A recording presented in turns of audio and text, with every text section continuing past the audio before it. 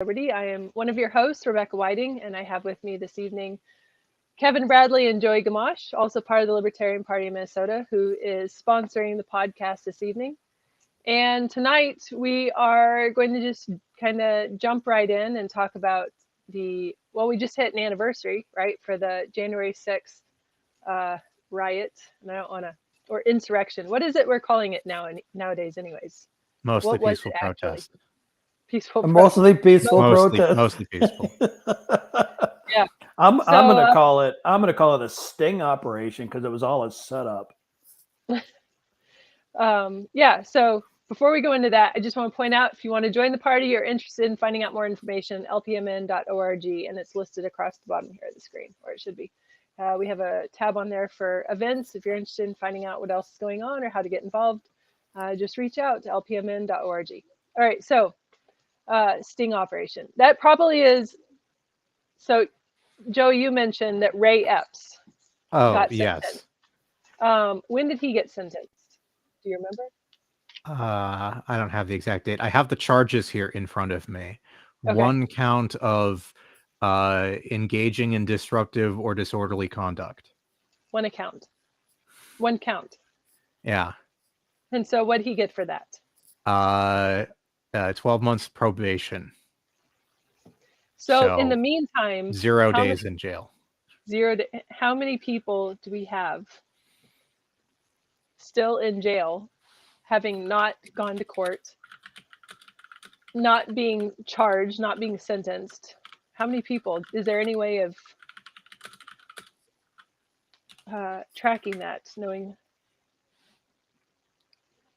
I don't know, but while you're looking that up, I also have to think about the fact that at least one person committed suicide just because. Yeah. But that according was a DC police officer, wasn't it? No. Well, there might have been. I thought there was one person on the inside who just couldn't handle the stress of it all. I thought that was a civilian. There might have been another person. On the day of? I guess I don't remember. Oh, no. I'm talking about of the prisoners, the January 6th prisoners. Oh, that's lovely. The New York Times has a nice little graphic chart that they have locked behind a paywall. As of January 4th of this year, more than 350 cases still pending. It's been 3 years, right? Yeah. Wow. Well, there were over 1,000 people charged with something. Yeah. So in the meantime, I know of people, not firsthand. I have friends whose like family members or something, went to DC on that day and they were there. Didn't have anything to do with what happened. And were still charged. Lost their jobs, lost their livelihood, lives were wrecked because of it. And didn't even, like, they were present, but that was it. Yeah. Right. And this New York Times article goes on. Around 170 people have been convicted at trial, while only 2 have been fully acquitted. Approximately 710 people have pleaded guilty to at least one of the charges levied against them. Oh, a lot of plea bargains. Oh, yes, very much so. Now, interesting. I don't know where that information is coming from. I hate Google, so I use Brave, the browser Brave, and I just typed in how many January 6th in jail, and their summarizer, which of course is their excuse for AI or ChatGPT.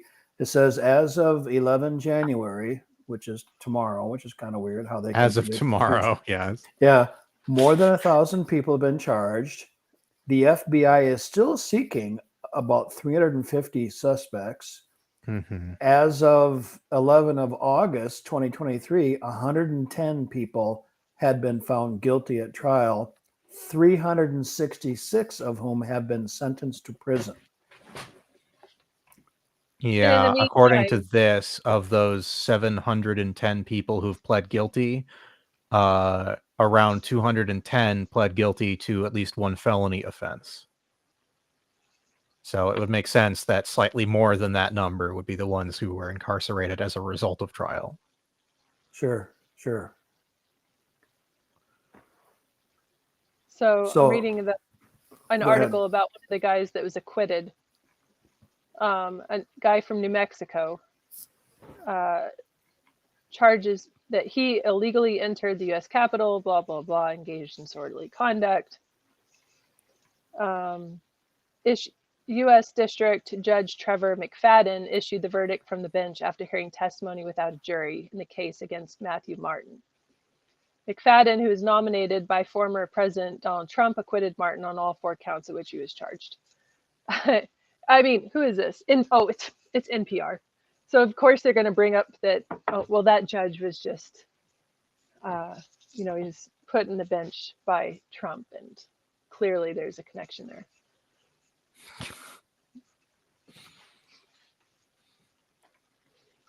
So, I mean, what do you think overall, like just in your own circle, how do people view January 6th in comparatively to the riots that had happened all the previous summer, all over the country, right? They don't make a comparison between the two. They're completely separate instances in their heads. Yes, I agree. And it also depends, of course, on where they are in the political spectrum.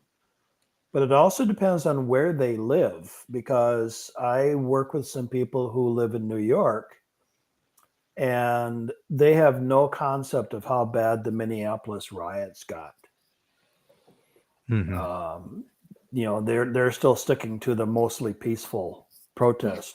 Yeah, they don't think about the over $1 billion of property damage and over 24 deaths. Right. Not to mention however many countless assaults. From being mostly peaceful, but the January 6th is considered an insurrection. Why is that different in people's heads? Well, because there's this construct on the left of our democracy. And anything that infringes upon that glorious vision is automatically the most vilest form of evil. Because it happened in a government building that's supposed to be symbolic of our democracy. Well, except there were several instances of leftist/progressive agitators entering those buildings in the weeks or months or years prior, and nobody batted an eye. So it has nothing to do with the government building and everything to do with this narrative of our democracy and whatever the heck that means. Right. So I was mentioning before we went on air here, I would invite anybody watching this, if you haven't already done so, to watch Tucker Carlson's interview. And the name escapes me, but he's a senator from the South somewhere. But he also has a history in law enforcement, both military and in civilian law enforcement. And so he was talking about the Ashley Babbitt murder, and specifically talking about how the normal course of events, given what was going on, here is this woman who was not armed herself. She was with a group of people. They were trying to get through a window. There were many law enforcement nearby. On both sides of the window. And so the idea that one person simply shot in that direction, there was no effort to restrain her. There was no effort to call in, for that person to reach out to other law enforcement that were on that side of the door or window to restrain her. There were several steps along the way that were just ignored. That would have been part of the normal process. Yeah, in fact, I've seen that video footage. And it's clear that the shot that took out Ashley Babbitt almost hit a police officer in riot gear who was standing very close to her. So that was not a safe shot. That was not a clear shot. No, they even were all if he had reason to fire on her. It was just like people were pouring in. I mean, like they were completely surrounded. So you don't just like fire into a group of people. I mean, she's the one that got shot, but it could have been any of them. Right.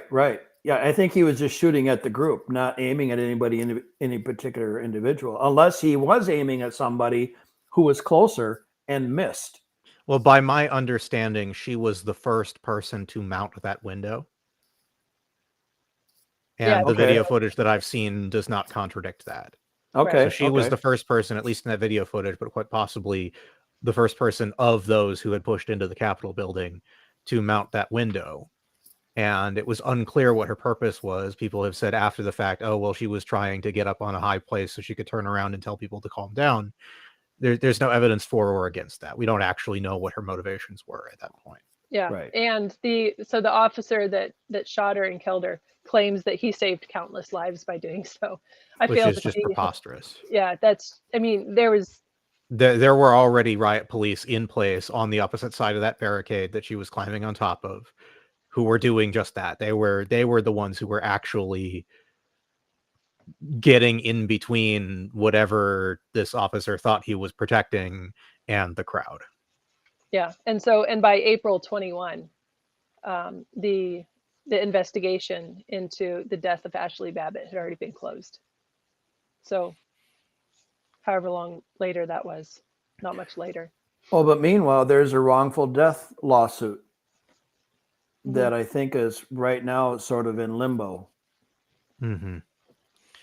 Well, the issue is that same officer had a year or two prior, I think, been implicated in the negligent leaving behind of a service pistol in a public restroom.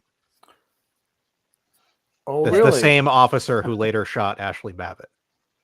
Okay. It's Lieutenant Michael Bird. I'm going to Google that. Lieutenant Michael Bird is not safe any longer, because I'm going to Google it. I'm sure Google will give me an unbiased. Yeah. By my understanding, for a long time, the actions around him were nothing but defensive by other law enforcement and by the federal government. But I think at one point they actually did formally acknowledge that he had not been entirely responsible on that day. I don't remember exactly what was done or said about it. Well, the claim, the basis of the group of people tells me that he's not completely responsible. Like, that's just, how do you become a lieutenant and think that, in panic in that situation? Because that's what that was. That was him panicking, right? Right. Just call it what it is. He panicked. Well, I mean, I sort of compare him, this is a bit of a personal thing. My grandfather had no business in this job, but he was actually a bailiff in our local county court, because I happened to live in the town that was a county seat. Still only 10,000 people in the whole town, but it was the county seat. Well, he was the bailiff. He was retired. I mean, he probably, I just think of a bailiff in some of these courtroom TV dramas. Some of them are armed, maybe. I'm thinking, God, I hope they never gave my grandfather a handgun. But I think of somebody who is part of the actual Capitol Police. What are they trained to do? Because you don't expect armed people to go into the Capitol.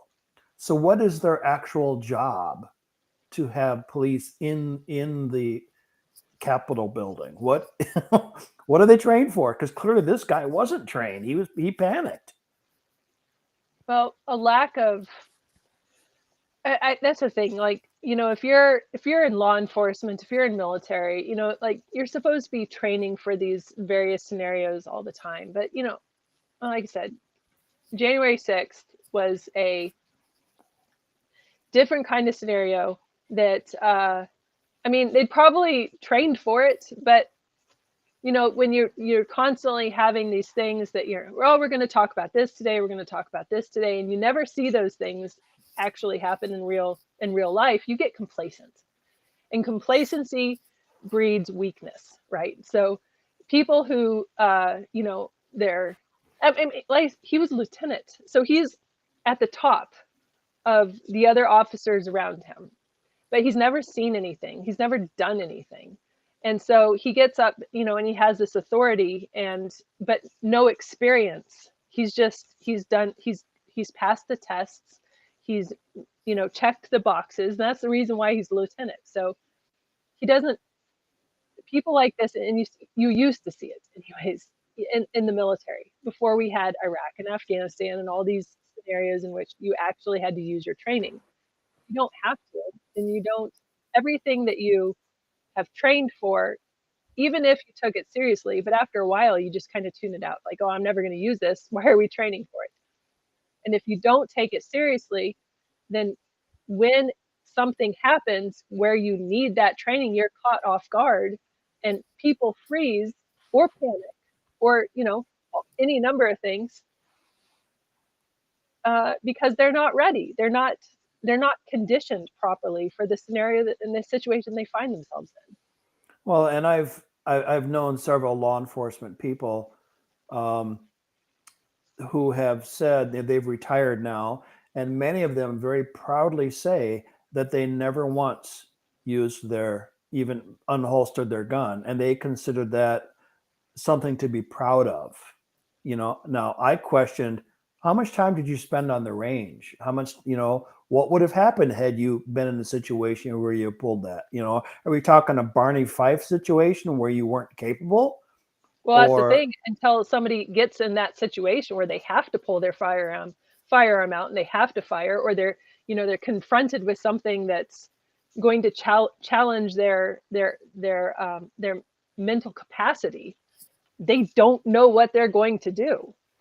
So it shows you exactly where it is that, especially when you're in law enforcement or military, it shows you exactly where it is that you are the weakest, and unfortunately at the expense of other people's lives. And that's so anyways, there needs to be, and I'm a big believer in accountability and people who make these decisions and make bad choices. There should be some sort of repercussions. Like they should face something, and maybe he will now with this wrongful death suit.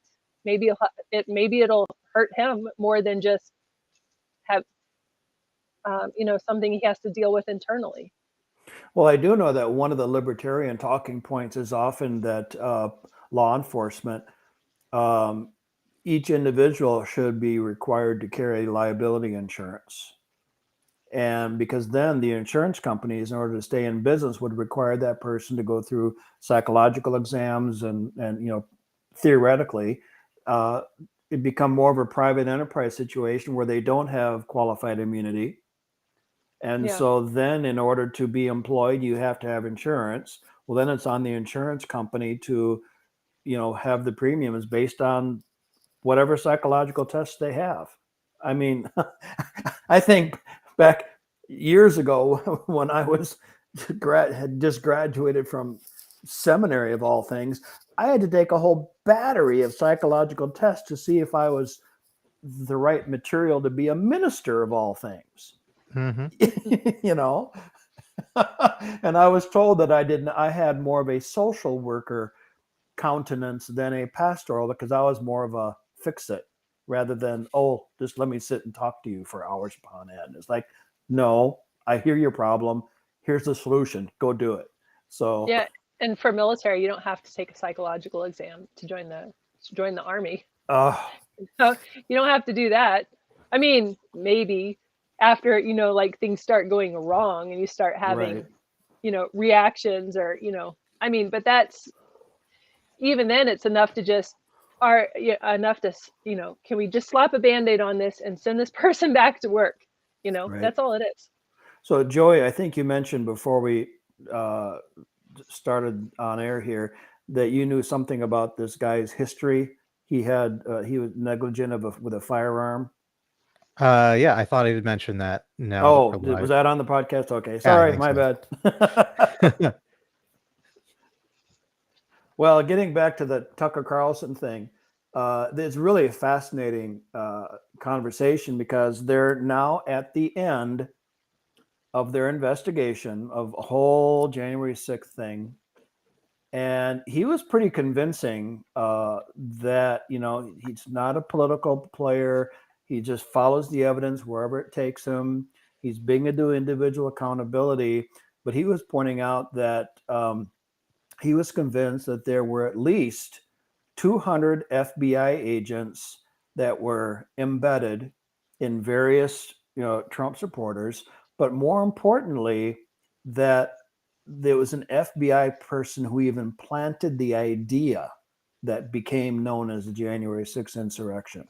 So like the whole thing points back to the FBI people being embedded.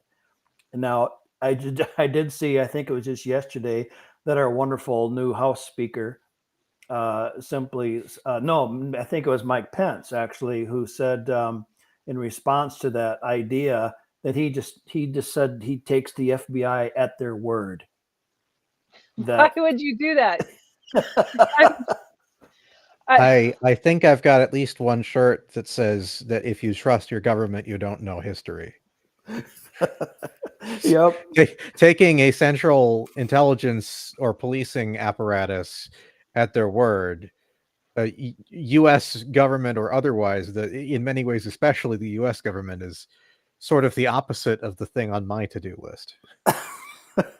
Not on my bingo card. If you're taking them at their word, if you're taking them at their word, then you're complicit with everything that they're doing. Like that's just the way it is. Like if you're not questioning at this point in time, you have either intentionally and turned away and made yourself blind to what is going on, or you are with them. You can't just look at and like lay it all out and like, hey, this is everything that's happened with all the information that we have, and not have also come to these conclusions that they are the problem. They are central to the problem in the United States. Well, how does that jive with Trump saying recently that the FBI needs a bright, big, shiny new headquarters? Because I'm not quite sure how to feel about all that. No. But it also gets back, because I've actually seen some libertarian podcasters talking about, are we better off if we just get rid of all of them? Or do we need some of those three-letter agencies? We just need to get rid of the bad apples. I think that we have too many such agencies, and to the extent to which any of those tasks need to be performed by a central government, the number of people, the number of administrators, and the number of agencies as a whole can and should be drastically reduced. I think that there is not a single function performed by the Federal Bureau of Investigations that is not better performed or also adequately performed by local, state, or other federal agencies. Okay, I'm glad you brought that up. Totally rabbit trail, but relevant. I served on the federal grand jury in Atlanta, Georgia, years and years ago. And that's when I discovered that the crime of murder is not a federal crime. It's a local crime. It only gets involved, there's a lot of shows about the FBI, but the only time the FBI is ever pulled into a murder case is because the guy has crossed state lines trying to get away. So if a murderer leaves Minnesota, goes into Wisconsin, and I'm playing devil's advocate here, would a libertarian say, well, okay, now it's Wisconsin's problem? Well, I would say, I personally, law enforcement should be working together. I mean, I would say that it's the job of local law enforcement to coordinate with the law enforcement from wherever this guy committed a crime to get the dangerous person out of their territory by apprehending him and deporting him back to the place where he needs to be tried for whatever crime he committed. Right. So going back to the Trump response that the FBI needs a shiny new headquarters. I think that he knows exactly what to say to how to stir up his base. But But I also I can't say that he's not controlled resistance. Like if you're going to stir people up and keep people divided, you need somebody on both sides that are stirring up their base, and that's what he does. So he keeps the tension. There's certainly a lot of tension whenever Trump is on the stage. There is that. Absolutely. I just saw a very short video clip today. Some mobster, it was a clip from years ago, basically saying that in his opinion, they couldn't buy Trump off. They tried and they couldn't. Trump was just... Maybe he's got a higher bidder. Maybe. Or maybe he's just too arrogant and pig-headed to be bought off. Well, he could be, but there are two things this guy was pointing out. Was that first of all, Trump didn't need any favors, but the other thing is that Trump managed to surround himself, and this was long before he was president, he managed to surround himself in his real estate business with former FBI. Okay.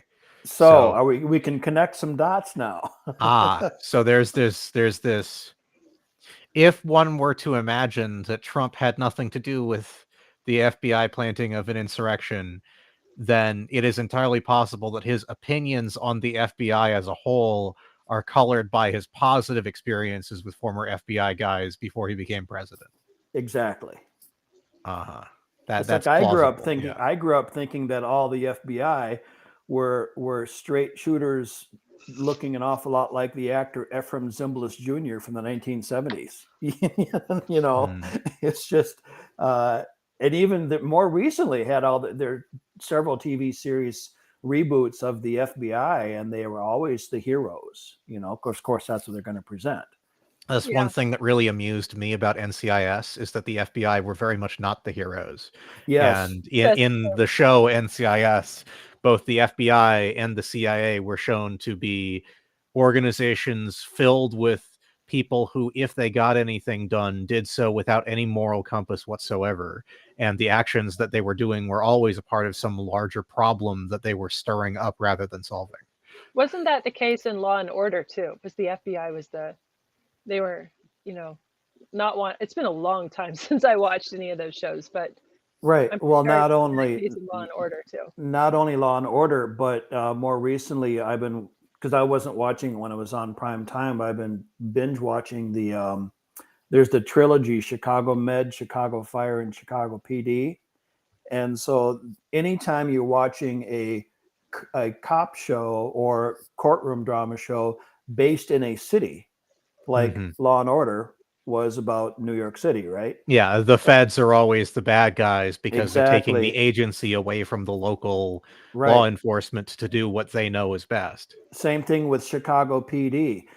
They wanted nothing to do with the feds when they came in. So it's only a show called FBI where they show the FBI as being the good guys. So I was trying to remind myself while I'm listening to you guys, like the reasons that the FBI, when they were formed, and I can't find the information immediately, but I think it was because of the mob. And it was if I remember correctly, J. Edgar Hoover was tasked with taking control of this new department established by executive fiat, because it was not established by, at least at first, it was not established by U.S. Congress. It was established by executive fiat with the task of dealing with all of these booze runners and this growing organized crime apparatus that was happening as a direct result of prohibition. Right. It came out of prohibition. And some of their initial escapades were getting into shootouts with people in broad daylight in the middle of busy streets and poisoning barrels and barrels of illicit alcohol and then remitting it back for distribution to people who were not realizing that their federal government was poisoning them. Right. Those are the joys of the Federal Bureau of Investigations at its inception. So the government created the problem and then also had the solution to the problem. And here we are and the today, solution to the bigger problem was to hurt people more directly. Yes. As always, the government creates the problems and then raises taxes to solve the problem. Yeah. So we have another topic, and we're kind of at or past the halfway mark, so we should probably switch to it. Yeah. Okay, so we're gonna talk a little bit about homeschooling. And last week we talked about not last week's episode, but last week we'd had a conversation together about the rise in homeschooling across the country. Really, like it's increased significantly enough that it's kind of causing a little bit of a controversy amongst people who enjoy government control, because once you pull your kids out of the school system, then the schools don't have access to your kids for, making sure that what they learn, indoctrination, keeping them away from the family unit all day long. So there's any number of things. And I had been, and this is why I had brought up that podcast earlier, Kevin, because this is where I heard it from. It was talking about the Washington Post. I don't pay to read Washington Post articles, but you can just Google homeschool and Washington Post and see how many articles the Washington Post has written against homeschooling and against the rise of homeschooling.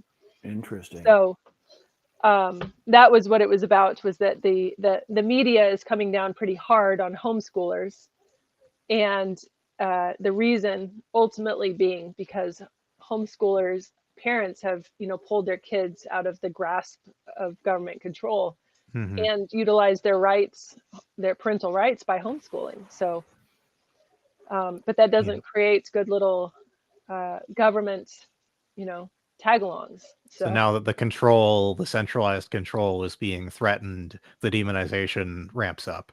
Yes. And I mean, obviously, I'm a child of the 80s and 90s. So, homeschooling wasn't something that was mainstream back then. That was kind of, it was left for religious fringe groups. And that's who homeschooled their kids.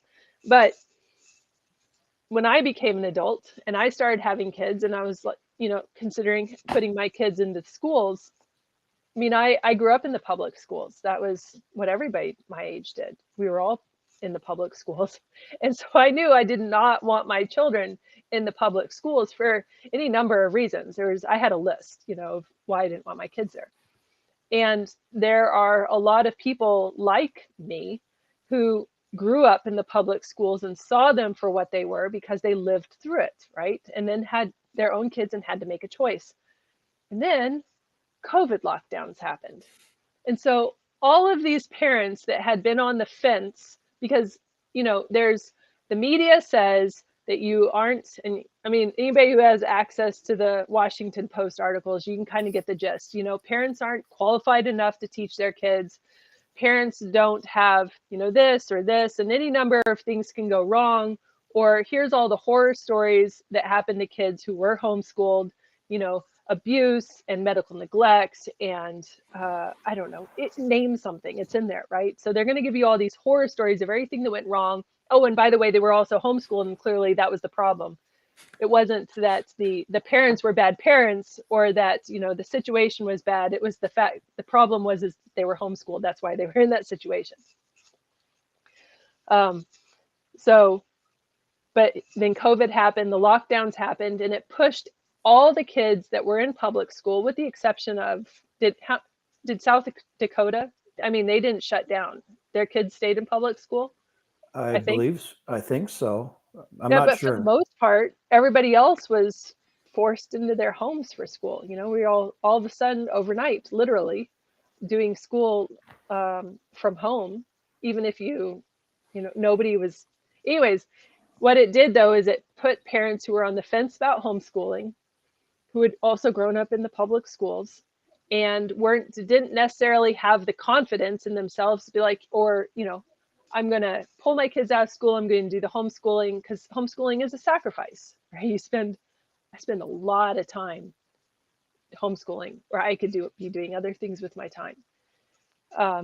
And it forced parents to have to confront that they could, in fact, homeschool their kids if they wanted to, because they were forced to. And a lot of those kids didn't go back to school. And so now we see homeschools on the rise. And all of a sudden now, it's a bad thing. So. Well, and concurrently with that, here in Mankato, a lot of kids left the school system, and I didn't realize how much local schools rely on funding from either the state or the federal level. Well, that aid is based on how many students you have. So because so many students left the public school system, and they either went homeschooling or they went to private school, because there's a Catholic school here, and now there's a Missouri Synod Lutheran brand new high school that's doing very well. Because the students, even when the pandemic and stuff was relaxing, kids didn't come back to the school. Well, as a result of that, the school system, they still had their buildings, they still had to maintain those buildings. Now there wasn't enough money to maintain them, so they had a tax referendum to make up for the money that they lost due to the kids leaving, partly due to the lockdown.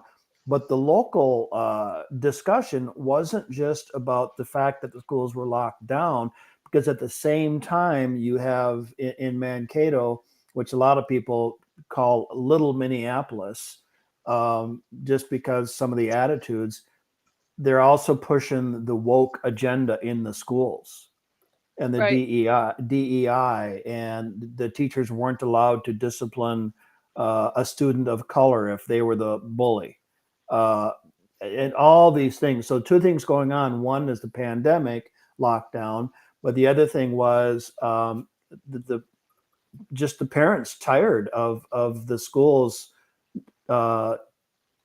taking over. And we've seen all kinds of stories about, the parents showing up at the school board meetings and, not being allowed to talk, and literally being told, you would just have to trust us as the teachers. Yeah. Yep. You don't have a say in it. We're the teachers. We know it's best. Really dismissing parents completely, talking down to parents as if, and you see that just by the categorizing parents as not being capable or competent enough to be able to homeschool their kids, as if there aren't resources for you to be able to figure that out as you go through it, the same thing happened up here where we live in Bemidji. It was 22 people ran for school board last time that the last elections. 22 people ran for school board. And if you had gone back a decade or two, it's probably quite possible that somebody got elected to the school board with 22 votes. Yeah. People just didn't care about the school boards. So in my case, I chose immediately, early on, I'm not going to fight the school boards. I'm not going to try to force the public schools to be the kind of schools that they should be. I'm not going to expect that from them. I'm just going to pull my kids out. I'm not going to wait for the schools to get fixed during all the vital years of influence for my kids, because you're not going to stop a system like that, right? So you have to make a choice immediately. What's going to allow you the solution the fastest? And for me, that was just pulling my kids out. And we've been homeschooling now since 15 years. So how did you, do you work with other homeschool parents? Oh yeah. There's a large network. Yeah. So do the different parents teach different subjects? How does that work when you're in basically a homeschooling cooperative? It depends. There are cooperatives that are very formally organized, and you'll have or they'll be for specific ages or specific subjects, right? So, hold on, I got my thing is turned up. Sorry, another call. So you can have example like a homeschool co-op just for high schoolers, right? And then you can have certain subjects, and then the parents usually the moms, but I've seen dads do this too. A lot, if you know, like there's dads that do help. But and then they'll take on certain subjects and they'll either rotate the responsibility, or one parent will take that on for the whole year. It just depends on how you're organized. You can do it for smaller kids, or you can do a homeschool co-op where the theme is medieval history, and you just you meet once a month probably, and you just study medieval history, doing projects, cooking things, costumes. I was in one time where we did medieval history, and at the end of it we did a huge medieval feast as accurately as we could, where they would have eaten, all the way down to like the plates and the utensils, and I think it was like an 8-course meal. It was huge. But so like it really is, the sky's the limit on what you can do and how you organize and what you're expecting out of it. And the co-op is a good way to meet people and to network. It's good for encouragement for each other, because I mean, you're all in the same boat, right? And culturally, everything in the United States is telling you that what you're doing is going to hurt the future of your kids. So mentally, you're always trying to combat that in your head.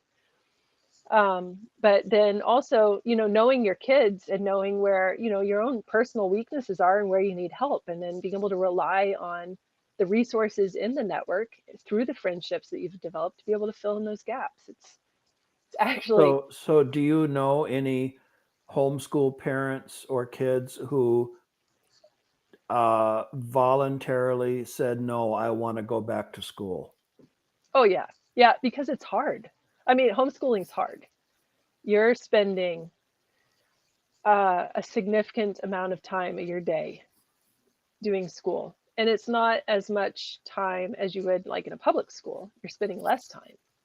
But it's all on you as the parent to make sure that it gets done. And so you're with your kids 24/7. And, if you have something big that's happened in your life, like for, I mean, it's a family, right? So maybe you had a baby in the middle of the school year. You still got to figure out how to make sure you're getting school done for the rest of the kids and still overcome that. And sometimes families make the choice of sending all of their kids, or sometimes some of their kids, back to public school. So, and that's fine. You just have that option. And in Minnesota, you, even as a homeschooler, can utilize the public school resources. So if you have certain subjects that you want to use, like say in high school, you don't have to go to the high school full time. You can just use the classes that you want and make that as part of your schedule. And I've always been curious about this, because most of the people that I know as adults who were homeschooled were always very capable people. There's no deficit of any kind. But my question to you is, are you aware of anybody who was homeschooled for a while and then went to the public school and they were behind academically or in any way? No, I know someone. Something else. I know someone that happened to. Although there were other things going on in their household that perhaps should have led the mother to send her child back to public school, because she was not able to keep up with the requirements that homeschooling does have. Right. And that's what I mean. Like if there's something else going on, there's, it's, you have to decide when it is. And I mean, it might catch you off guard, so you just always have to have this awareness of what your kids need, what's going on, what you're teaching, where they're at, the best ways they learn, and then how much it is that you could handle yourself. So. But you still have to meet state guidelines. Oh yeah. Yeah. Yep. So that impose. I was following a forum a while ago about, so what if your kid can't read at the age of 5? They're not interested. Why do we have to all say that every kid should have a certain level of accomplishment in any particular subject by a certain age? because we all have different interests at different ages and capabilities. Yeah. Everybody's going to do things at their own rate. Right. You don't, the benefit of homeschooling is that you have a child, let's say, that has, for example, I'll use my 16-year-old daughter. She's 16 now, so she's a sophomore in high school. And my oldest daughter, who's 3 or 4 years older, so my 16-year-old's the second in line. But my oldest daughter was very fast and easy to teach for reading. Like she just kind of picked it up and, took off with it. My second daughter had really struggled with reading, and, we kept trying, and I'm not gonna it's easy to feel like, these other kids are, this is where you should be also, and then try to, push your kid at a pace that they're not ready to learn at. But as we kept trying to help her, she's not picking up the reading very well. She had an eye problem. I mean, once we got the eye problem fixed, she's a super reader now. So that's all she does is read, So, even kids that are behind at one point can very quickly catch up to and surpass the people that are around them in the right circumstances. So even if like a kid is 5 years old, to me that's very young to require a child to read. Right. Well, I probably should have said 8 or something. I have no idea what the standards are, but because I actually did study education in college many years ago, but I came across an interesting statistic. It's kind of a trick question. You can ask anybody at any time. Take the average classroom size of any grade level. How many of those students is the standard textbook written for? And it's a trick question because you start thinking, 40%, 20%. The answer is 1. Because in one's any class, optimistic. Because, well, okay, I'm not saying successful. It's targeted at. So in any classroom of any age, of any size, one person is going to be the one person in the middle. And everybody is either going to be faster or slower than that one person. That's the one person that they write textbooks for, is the one person in the middle. Mm-hmm. So in Minnesota, we do not have school choice laws currently. There's not an incentive for the school system to compete with one another to keep kids in. There are some limited district swapping options, but they are limited and they are targeted at a relatively small percentage of the student body. So What are you talking about? What they call open enrollment? By my understanding, that is one of the things that they call it, although that's not what it was known as when I was in high school. Okay. See, and where I grew up, I grew up in a small town. It was, there was one option. So, and we're in a small town now, so there's one option. But I bring it up because school choice has kind of been a talking point across the United States, right? There's a lot of states that have a varying degrees of where their school choice legislation is. In Minnesota, we don't have anything. But our neighboring state, Wisconsin, they do have school choice legislation. I'm not sure exactly what that entails, but that they do have something on the books in regards to school choice. But they had a court case brought to the Wisconsin Supreme Court in November of last year to challenge the school choice laws, and the Supreme Court in Wisconsin declined to hear it at all this week. So I'd have preferred to hear a strong argument in favor of school choice, but in lieu of that, saying, "Oh, we're not interested in hearing this opposition to school choice at all," that's okay too. Yeah, well, the guy who brought the case to the Wisconsin Supreme Court did it because he doesn't think that the state has enough oversight over students by with the school choice laws. He wants to see more oversight, more regulation, more control. And so it's kind of a win because that was the motive on why it went to the Supreme Court, right? So it wasn't, if they heard it, it wasn't going to be to free up people. It was going to be to control them more. To decide how much more control is required. Right. And the answer might have been 0, but the answer was probably going to be greater than 0. So I heard on the radio this afternoon that Tony Evers, who's the governor of Wisconsin, he supported, and this is where it gets interesting, right? Because he's a Democrat. And obviously the person who wants more control over the schools, also very liberal. But Tony Evers supported the Wisconsin Supreme Court not hearing the case because if they had fought against the school choice laws and repealed them, then Tony Evers' position as a Democrat was that it was going to disproportionately hurt poor kids who were going to be stuck back in districts who were underperforming. And I think the number was like 60,000 kids or something like that. So I don't know. There's even some contention there, even in liberal circles. You don't want to hurt the kids. I'm glad to see that there are some liberals who are trying to stick up for those who are being oppressed by their government. I feel like there used to be more of them. Oh, back when they actually were liberals? Yeah. And not progressives? Illiberal progressives. Not leftists. Right. Not leftists. Right. Mm-hmm.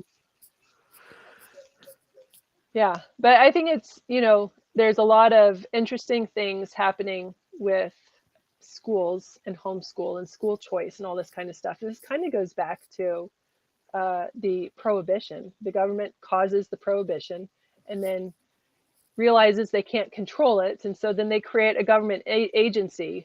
I'm watching. I'm hoping we're not on that track, but American government does have this history. Well, I believe the Department of Education does actually have a SWAT team. I've been led to believe. Do they? Oh my goodness, I'm gonna have to Google this. No, I just threw my phone across the room. I can't Google it. Well, if you want to go farther down this rabbit hole, even, you have to look into the history of the public school system. And, the purpose for it to begin with, it was not about educating to be, we're not nurturing a bunch of creative minds here. We're teaching kids to be cogs in the system. And that's all. I understand, if I remember correctly, there was basically patterned after Germany's school system of the pre-World War II. So it was all about creating for the Industrial Revolution. Well, where Germany learned all their, all the strategy they used, which led up to World War II. They learned that from Americans. Well, and the word kindergarten is a German word. Yeah, it's true.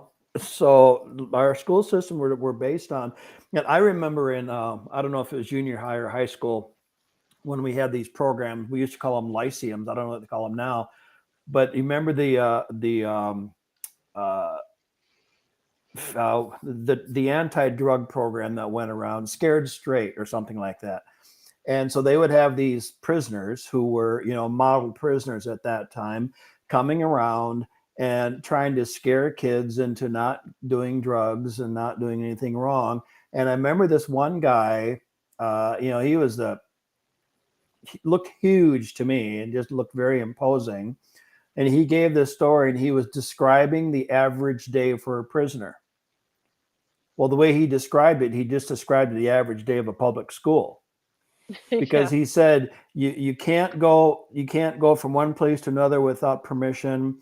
You move around by a bell. You can only eat at a certain time. And I was like, you just described my day as a student. So that's kind of a wake-up call. Oh, okay, this is basically a prison here. Yeah. And it is a prison when you think about the fact that education, homeschooled or otherwise, it is compulsory. You are required to educate your child. I still remember being locked in an empty room for 2 hours as punishment for insubordination in school. Wait, you? Wait a second. I'm having trouble. My German teacher said something that was so utterly and ridiculously false and absurd that I called her out on it, and she said to take it back. And I doubled down, and she sent me to the office. And when I got there, I said, I'm here for my hour of detention. And they said, no, you have 2. She Okay. had called and given me 2 hours of detention for the crime of insubordination against a teacher. Well, what did they actually call it that? They didn't call it a crime, but they did call it insubordination. And I said, insubordination? I am not your inferior. You are not my superior. There's the problem. There's the Yes. problem. Well, we have run out of time for this week, unless you have any final thoughts. No, I think that's a pretty amusing place to wrap that up. Okay. I did want to mention that we do have convention coming up. And April 19th, 20th, and 21st is going to be in Duluth. And I believe it is up on the website now, so you can get tickets at the early convention.lpmn.org, and it's also on our main website. There's a link at the top. Yep. So and I would also like to put a plug out to all LPMN members to consider upgrading your membership and or be sure to renew your membership. Yep. Looking for new things to do, and we've got a lot of things in the works, and it's kind of exciting. So see how the good things to come. But lpmn.org, and we will see everybody next week.